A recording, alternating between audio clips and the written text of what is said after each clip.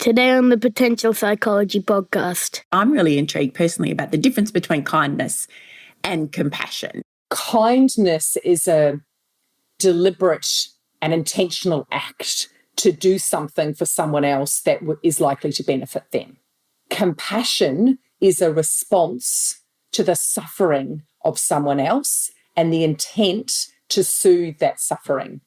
Empathy is when we notice the suffering and we feel it and we take that pain on in some respects as if it's almost our own. When we sit there, we're activating the brain pathways of pain.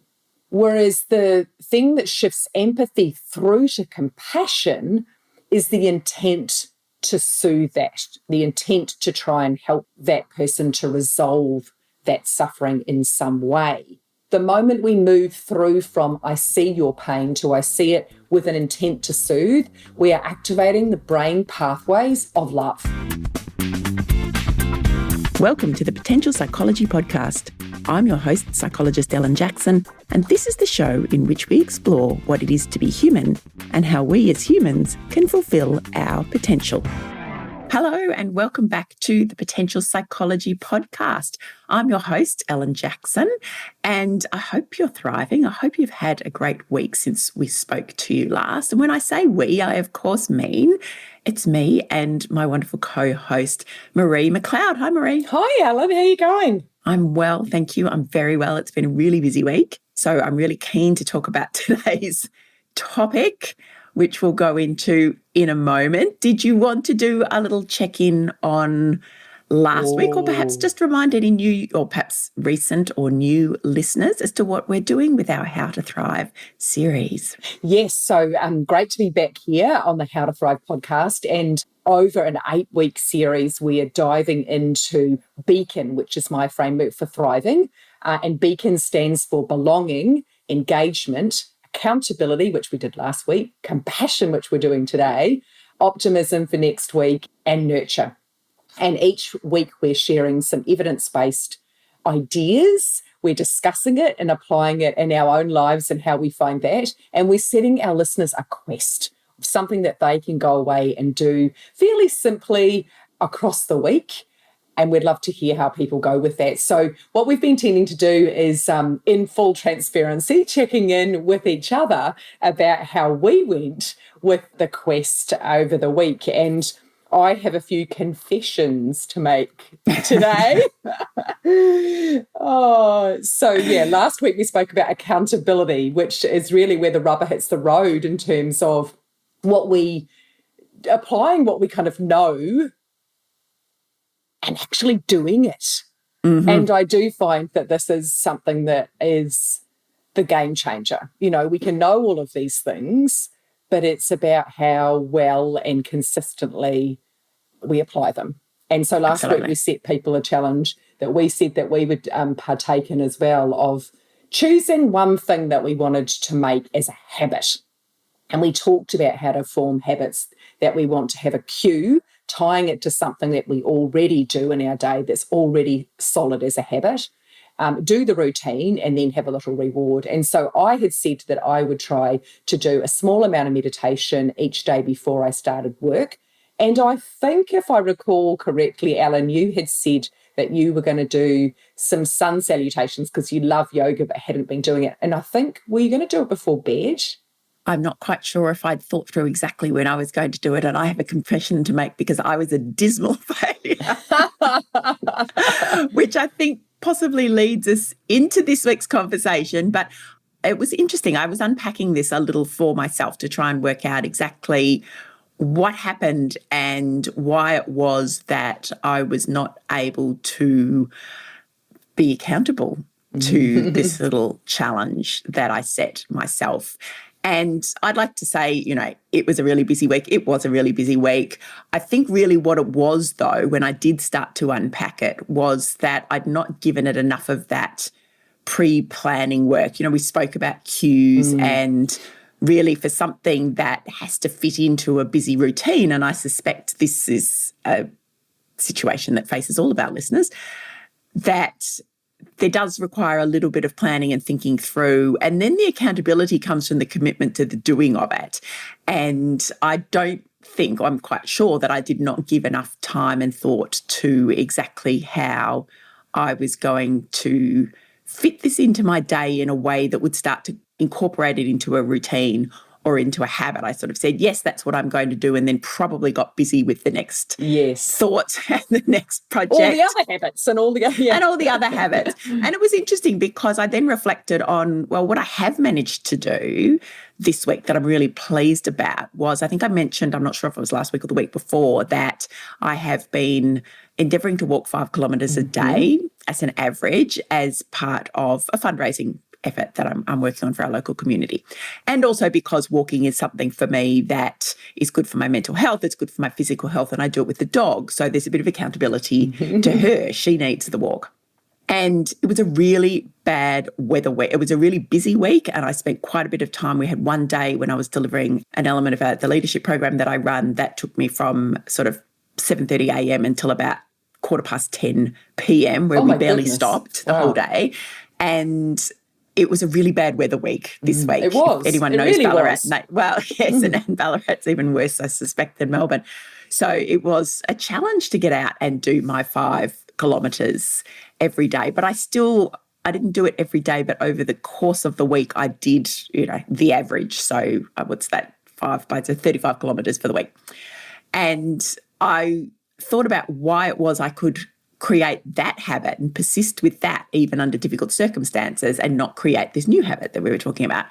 And for me, it was very much about accountability, funnily enough. Firstly, accountability to the dog. I've made a commitment to her that we would go out and walk. And because she is an active dog, she will start to muck up by the end of the day if she hasn't had activity. So, there's that accountability. There was the accountability to the goal I've set myself of 150 kilometres over the course of November. So, I know that if I fall behind with that I've got some long days of walking ahead of me if I want to hit that target. And then because it's a fundraising activity, I've made a commitment. Yes. There's accountability there to the people who have chosen to sponsor me. So I was thinking that through and just, all those different levels of accountability. And then there's a degree of accountability to myself as well, because I really do enjoy my walks and I know that it's a great way for me to decompress at the end of the busy day or a busy week. So it was multifaceted, I guess, was what I learned. And that perhaps that is part of what I need to think about when it is making a commitment to doing my sun salutations. At the moment, the only niggle I've got is a lower back, which is saying, you really ought to do some sun salutations. And I've been choosing to ignore it, which I know I can only do for so long. So, having to unpack that. And it just goes to show how complex these things are, doesn't it? Yeah. And I think it's really interesting because, it sounds so easy. And in many ways it should be, but it's just not. Yeah. And I think that we kind of need to come back to examining what's our why. And you articulated so many whys for your walk and not so many for your sun salutation, including not even knowing what time of the day that you would do them. Exactly. And so if we are going to do these things, even if they're small, our days are busy, we're distracted by so many things, we have to be intentional, we have to know, for the sake of what am I going to bother with this? And I think that enormously useful thing as well about declaring our intent to do it to those around us who can help hold us accountable or maybe do it with us. And the dog was very useful for you in that. So that's great. We can use pets as well. And I had set my meditation, and I have to say one of the things that went not so well for me was my anchor, which was starting my work day, was shifting on me this week. And so I found that disruptive. So that reminded me to make sure that, whatever habit you're trying to tie it to, I don't know, it was a very disruptive week. I think we've just come out of lockdown, as you know, and there's all these things that were pent up from when we were in lockdown. The kids have got, paediatrician's appointments and dentist appointments, and the kids have got exams, and every day my work day was starting at different times. So whilst I did my meditation some of the days of the week, I didn't do it all of the days of the week. And what interests me is that when I do it, I just think to myself, that was really easy. And it felt so good. Why is it that I resist? Why is it that it's so hard? And so therein lies the sort of challenge for us, is to really be thinking about those things that we know help us thrive, and how can we put just a little bit more effort into getting clear about how we're going to insert them in our days in ways that make it more likely that we'll stick to them. So we can have another week next week at trying these things. And today we are talking about compassion, and maybe you and I can hold some self-compassion for ourselves about the fact that some days we just didn't make it in terms of what we committed to doing.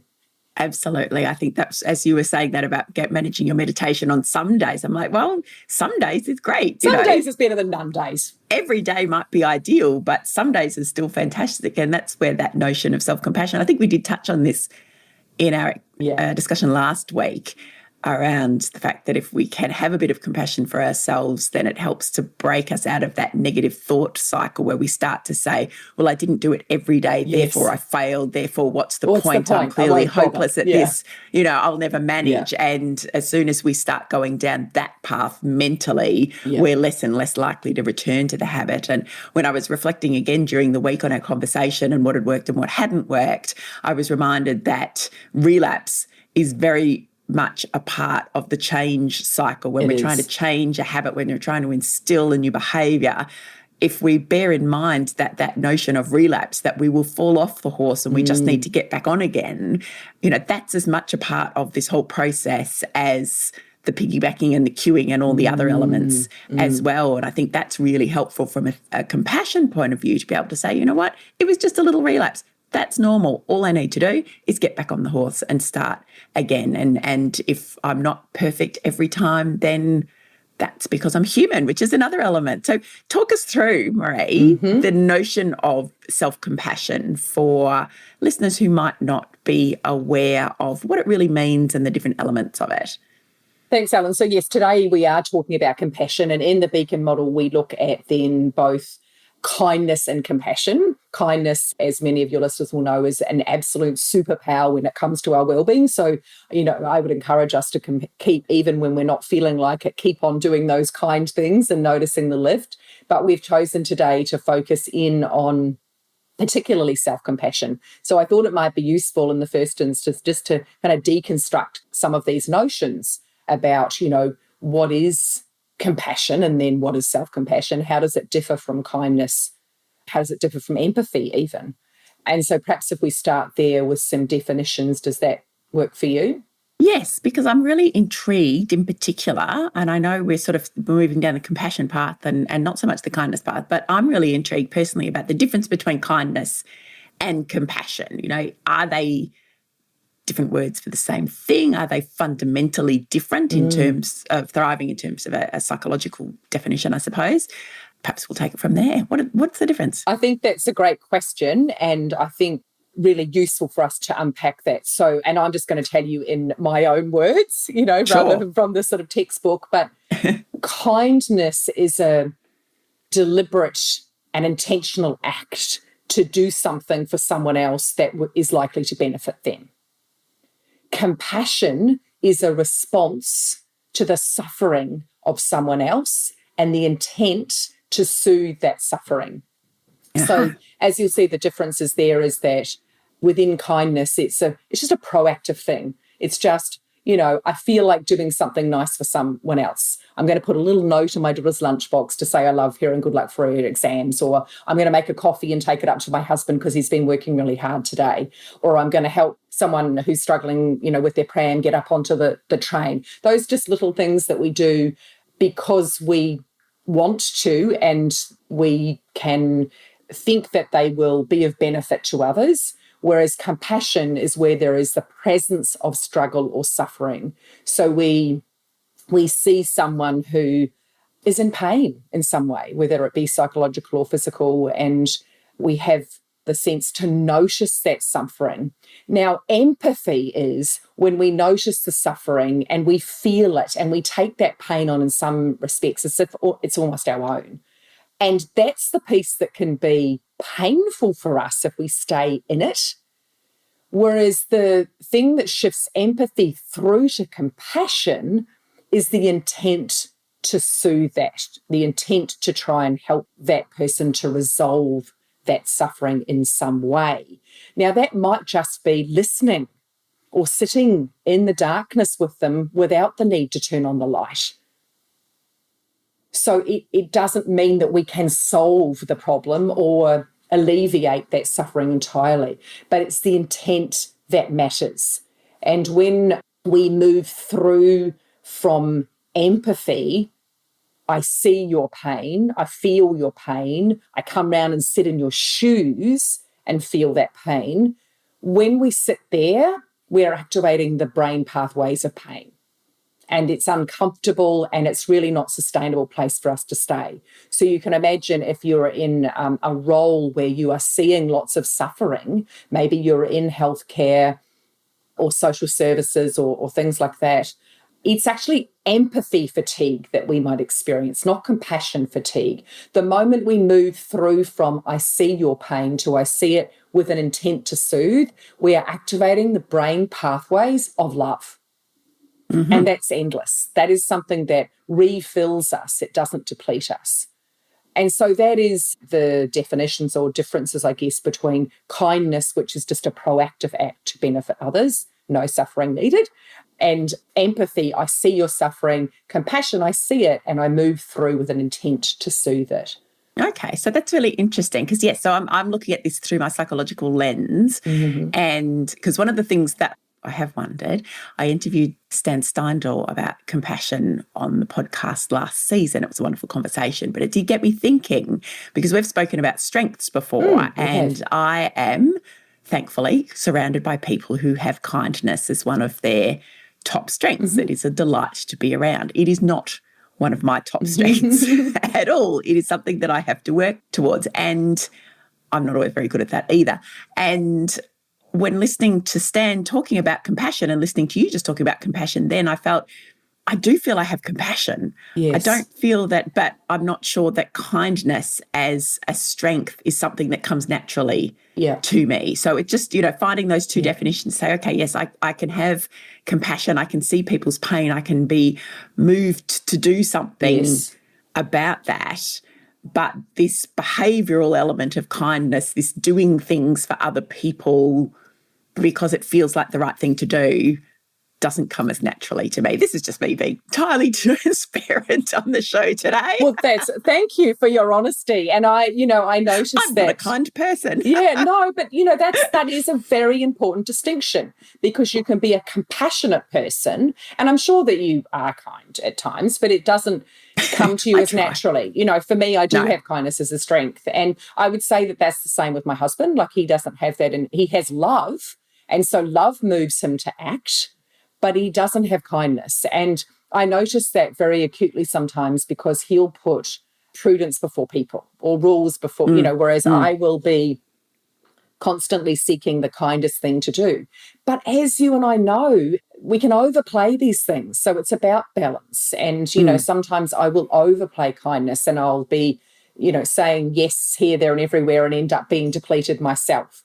And that's where the balance of this is incredibly important. And in the Beacon framework, I've developed a kindness quadrant where we look at these 4 domains from, the place of sometimes being really selfless and losing ourselves right through to kind of considered kindness where we have boundaries. And, we won't get the chance to go through all of that today, but it does have more nuance to it.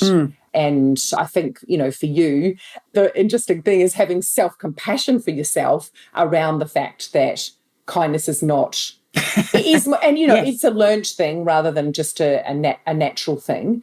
And I would say my son who's on the spectrum, he doesn't naturally notice those things. Gary doesn't naturally notice those things. And so, it's about then prompting and the rest of us asking for what we need. It doesn't mean that that person who doesn't notice those acts of kindness is a bad person. It's just that we're all wired so differently. Absolutely. So, I think it's all fascinating stuff. So today we wanted to look at the notion of self-compassion. I think probably compassion out of the Beacon Beams is one of my most favourite things. And it's probably because I love, love, love kindness. And it's been a very important value that I hold. But probably self-compassion has been incredibly transformative for me in terms of, I think, I don't know if it's especially women, but I do notice it a lot in women that we are so hard on ourselves. We are so critical, so judgy, so much of the time we beat ourselves up.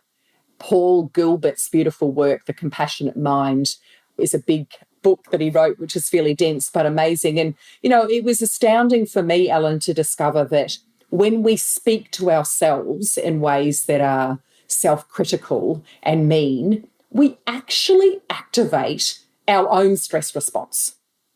Exactly the same way if you're saying to me, oh, Marie, couldn't you got yourself a bit more organised this morning? Like, seriously, when I got on, you didn't even have your cup of tea there yet, or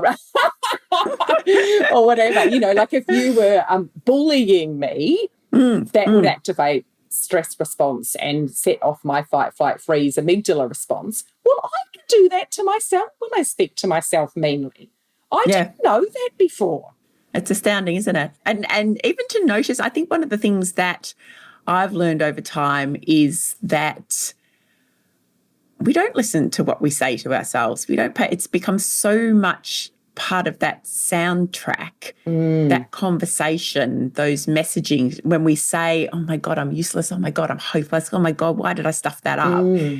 We've possibly done that since we were very, very young. Very young, yes. And maybe it's because we've heard our parents say that to themselves, or maybe in some cases we have been told that by others, sadly, and we just absorb that as part of this narrative, this little voice, this self-talk that we have. And it's only when we learn the skill of becoming conscious of that self-talk that we can then have the power to change it. But that's not easy either, is it? That takes time. Oh, goodness, no. It's like I guess it's a lifetime of vigilance, really. I think we do get better at it. I would say that in the last, I don't know, probably 5 years is really that short amount of time that I've really even understood what self-compassion is.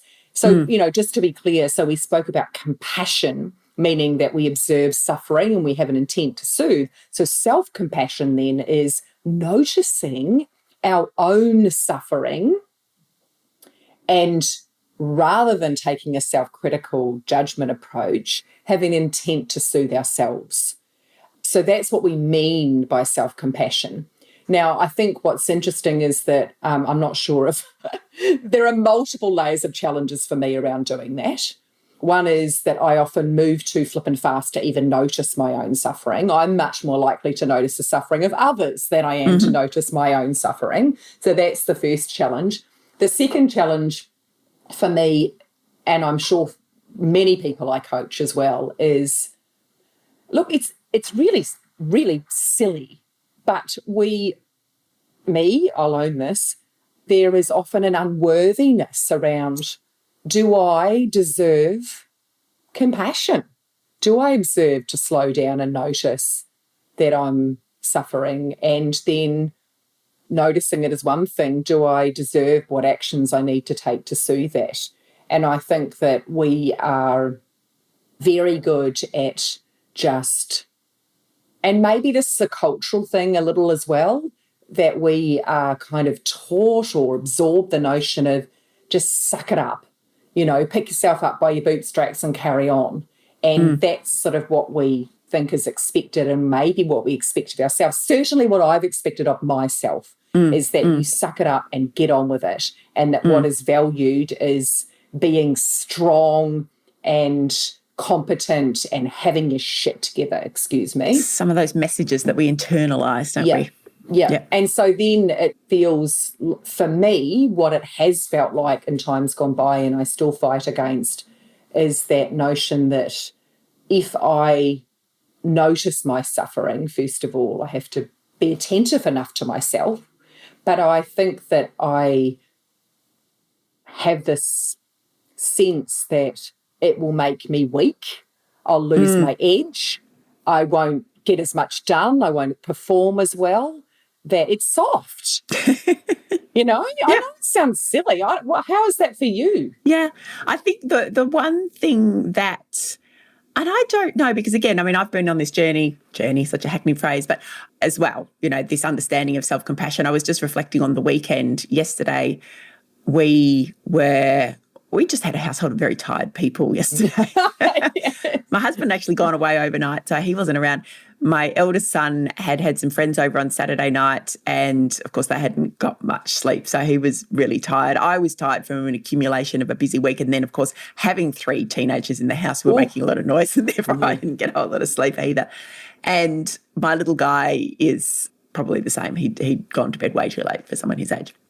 Anyway, so we were all a little tired. Now, I grew up in an environment where you don't nap, you don't rest during the day, you get up, you go, you get stuff done. That is what you do. You get stuff done. You are a busy person and you get stuff done. Accomplishment. Absolutely, absolutely. So high need for achievement, I think, in the DNA, but also in the environment.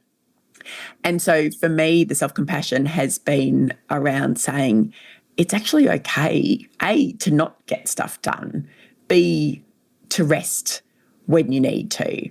And it's something that I have grappled with, and I still grapple with. I mean, yesterday, despite the fact that I was exhausted, I resisted the urge to go and have a nap because I kept thinking, I'll just get that done and I'll just tidy this up and I'll just do it.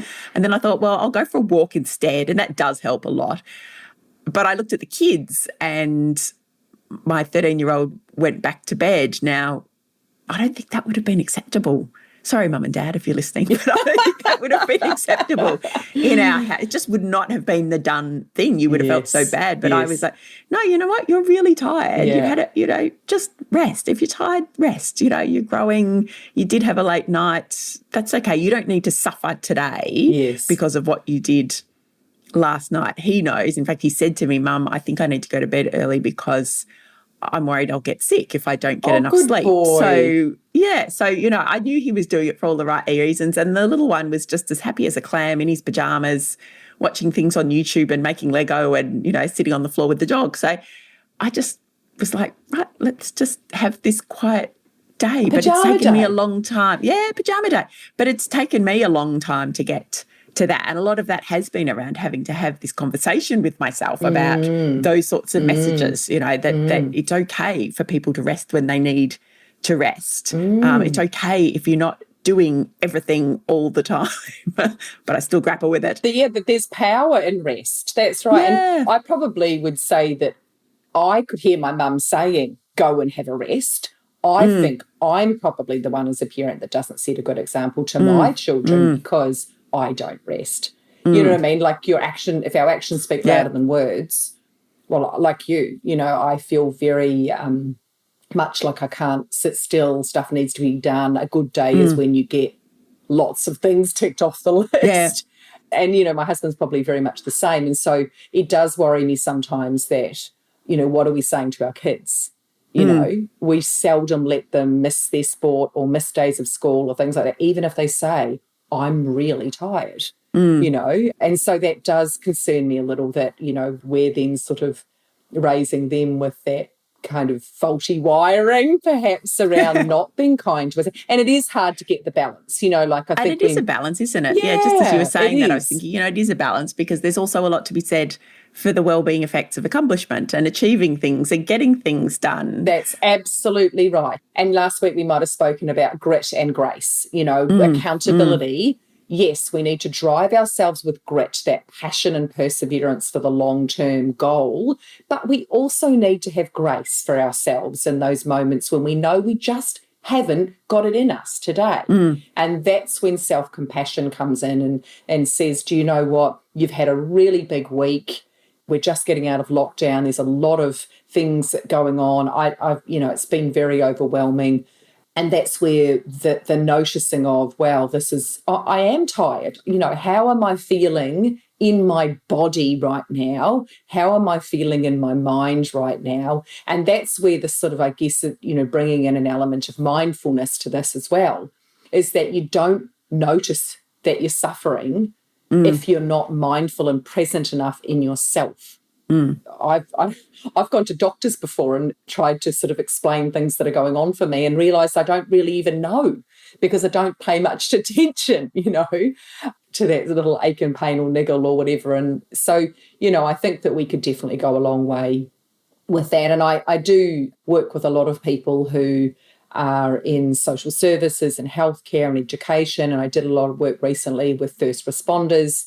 whether that be sort of, in firefighting or police or volunteer first responders. And, I think that particularly in those sectors, there is so much outpouring to others and a kind of guilt about giving to ourselves.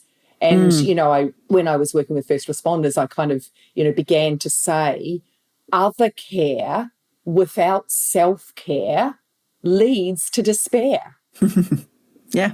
Other care without self-care leads to despair, because the disproportionate number of people in that first responder cohort or sector that are getting mental health issues because they're busy out there, fighting the fires and saving people's lives and putting other people first, but they are ending up with PTSD, they are ending up with depression and anxiety in rates greater than the general population. Yeah. And so, we do need to begin to take notice and to realise that the research is showing that it is not soft. We are not going to lose our edge. We are not going to perform less well. In fact, quite the contrary is true. We will actually, get more done and more gracefully if we look after ourselves and speak to ourselves nicely. And there's a bigger challenge in that as well, which we won't have time to go into today, but it's a good conversation, which is the systems that those people are operating within as well, and that the broader system has to really take this on board and to understand. And that's hard because as you were speaking, I was thinking about our frontline healthcare workers during the pandemic and just that need to be on all the time, the volume of work, the volume of change that people are dealing with, all of those operational needs that would make it very difficult to find time for self-care, and yet the need being there for that as well. And there's I'm quite sure there is a broader conversation to be had within our systems to be able to start finding that. I mean, as we said, this is not an easy thing. It's not as straightforward as, we'll just write a policy that says everyone has to do X, Y, Z for self-care. But of course, it's nowhere near that. It's far more nuanced. It's far more complex. And it's about finding that balance, as we said, that, from our own experience. So when you start to think about how you do that system-wide, it is quite complex. That's right. And there's been some beautiful work done by Monica Warline and Jane Dutton and Sonia Lubomirsky and others around, compassion in workplaces. And, you're right, it's absolutely not just a policy. It has to be led from the top, and it has to, become a compassionate culture. And, the first part of that, I think, is around that psychological safety that says it's okay to not be okay. And it's okay to bring your whole selves to work and to falter and to fall and to struggle. That is part of being human. And it is when we deny ourselves and fail to give ourselves permission to sit in suffering and struggle and to admit that and to soothe it, that we really get into trouble. And that's a key element of this, isn't it? This acknowledgement that we are just as human as everybody else. Absolutely. And everybody else struggles with these things as well. Yes, it is. And unfortunately, social media is really fueling the fire around that. When we look at social media, what we're seeing is just the golden parts of everyone else's lives. They are not sharing their stress and struggle and overwhelm and times when they fail and falter. And therefore, we are left alone in that, alone thinking that it's just us. And that is where we then get into the swirl of, it's just me, I'm a bad person, I'm not good enough, I should be more this, I should be more that. And that is the complete opposite of being self-compassionate. And so certainly one of the steps to self-compassion is that what Kristin Neff calls that sort of shared humanity, to realise that to be human is actually to suffer and struggle at times. And if we are human and we are not, then either we're not living on the edge close enough, we're not really in the game of life, or we're lying to ourselves. I think that might be a brave call. But, if we're, someone somewhere along the line, maybe it was Susan David said, that we only stop that when we're dead. If you're a feeling human being, then you will have times of that. And that's about just getting real. Yeah. You mentioned social media before, and I think it's an interesting, the big challenge with social media is, of course, that we have curated feed. So if that's all we're looking for, then that's all we'll see. If we start going looking for, or if we follow people who are vulnerable and who do share, then we start to see more of that messaging as well. And I actually found this came up in my feed this morning on Instagram, so fully social media. Right.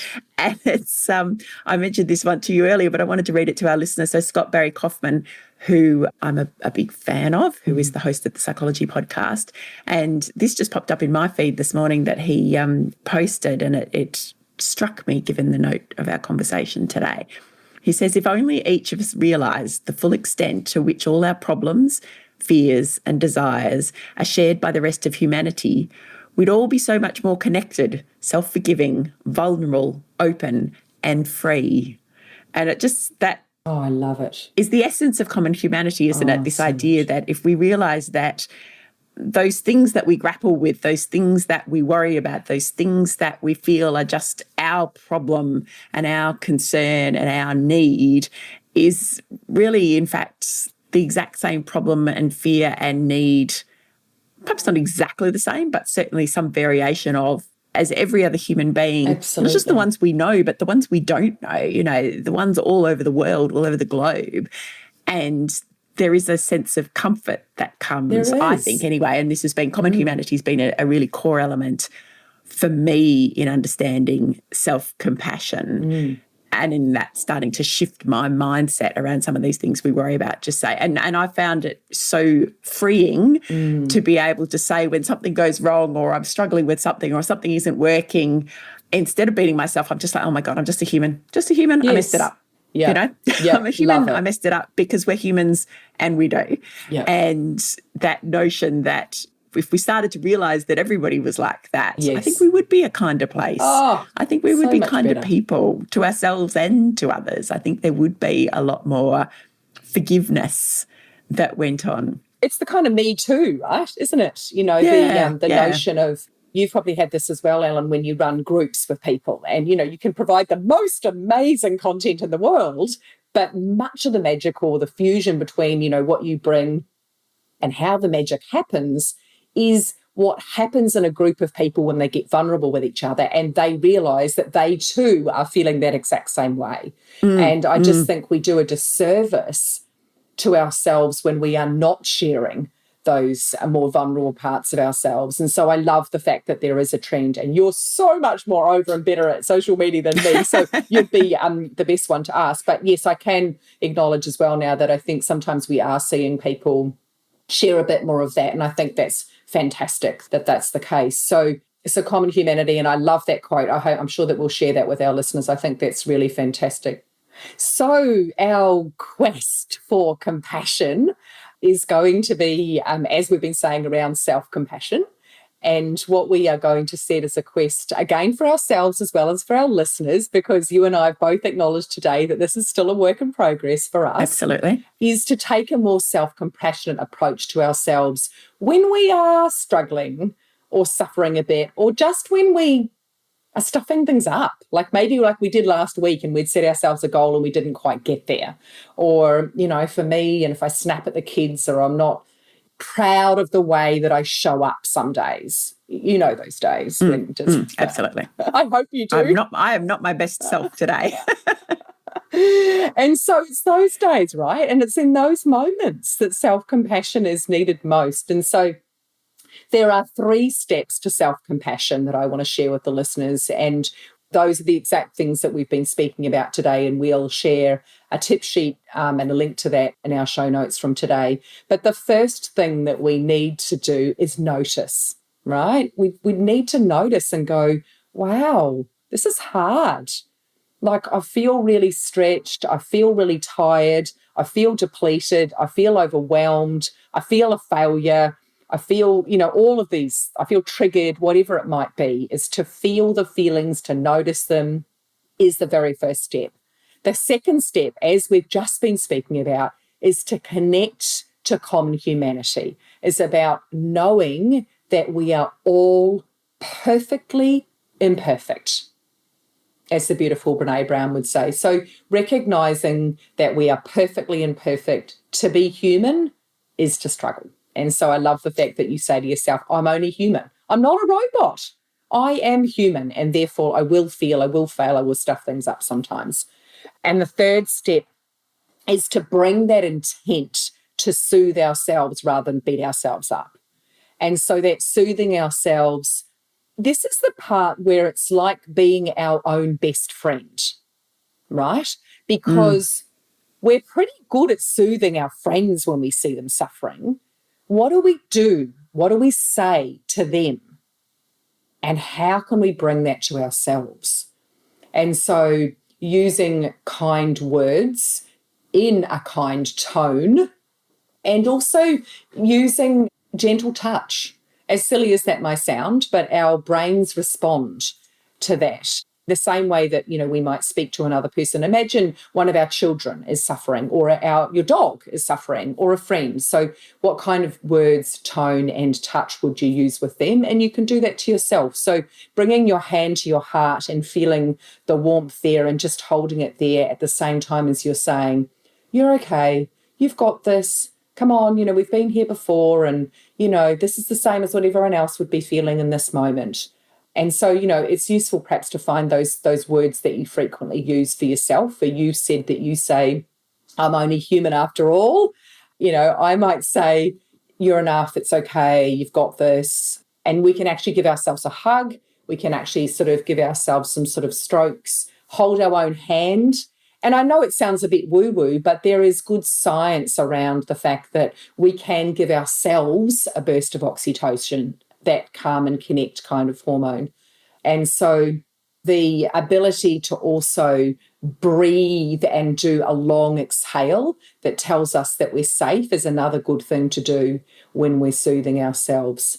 So just to recap, those 3 steps would be to notice the moment of suffering, to know that we're perfectly imperfect, and to soothe ourselves with gentle words and gentle touch. Does that sound like something that you can do, Ellen, that that's fair enough for our listeners? Absolutely. And I think that third piece, when you were saying that, it reminded me that, and I think it was probably Kristen Neff's work, which we'll link to in the show notes as well, talking about speaking yourself as you would a friend. So that notion that if somebody came to you and said, oh my God, I've just messed something up, it's terrible, it's a disaster. Yeah. The sorts of things you might say would be, don't be ridiculous. I'm sure it's not a disaster. Let's talk our way through it. Yes. Let's find out what's happened. Let's see what we could do about it. You might go into problem-solving mode with someone like that, or you might go into care mode, or what you wouldn't do is what we tend to do to ourselves is say, yeah, you really did, you idiot, you really made a mess of that. And I don't know why you thought you were even going to, be halfway competent at it. I don't know why you even tried. We would never say those things to somebody else. Yes. And why do we say them to ourselves? Yeah. So it really brings us back to the beginning of this conversation, about having that awareness, accepting that we do mess up. I'm only human. It's quite normal to fail, for things not to work, to expect too much of ourselves at times.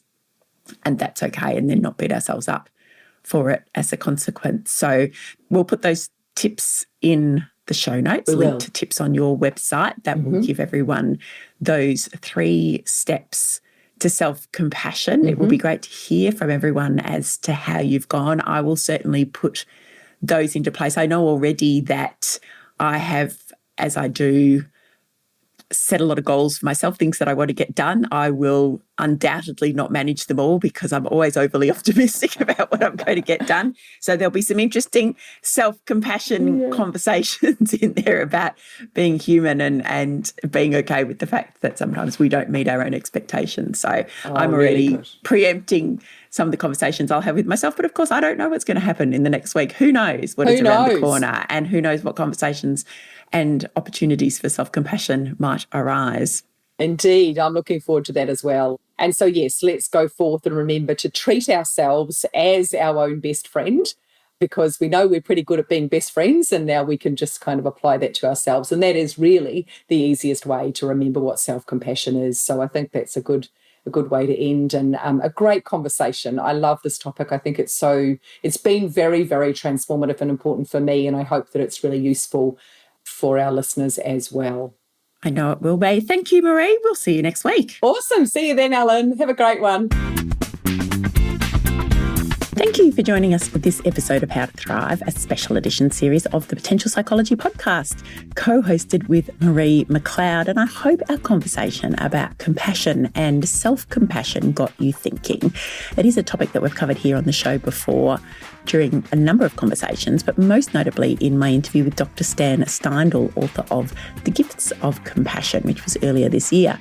And we've included a link to that conversation in the show notes for the episode, along with the links to other resources we mentioned today and Marie's tips for greater compassion. And of course, don't forget our quest for the week.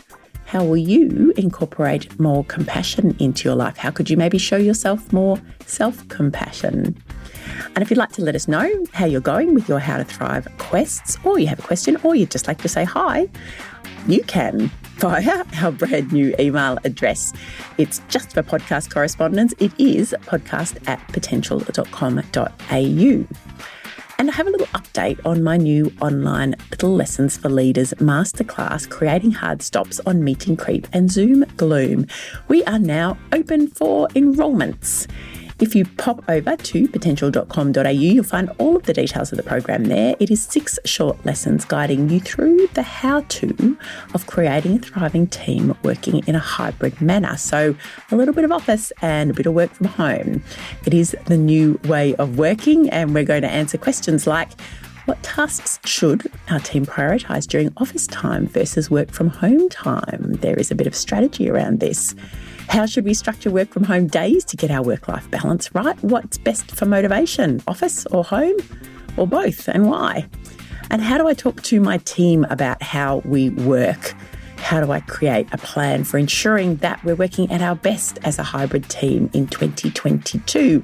This is our opportunity to get a lot more intentional about hybrid work and work from home to ensure that we're taking full advantage of the opportunities and perhaps overcoming some of the challenges. So you can find out more and register at potential.com.au. Okay, so that's me signing out for this week. Good luck with your quest for greater compassion. We will be back next week to talk about optimism and how we can develop the skill of looking at life a little more half full. And I'll give you a tip. It's to do with positive emotions. I'm looking forward to being back with you then. But in the meantime, as always, go forth on your quest to thrive and take small or big steps to fulfill your potential.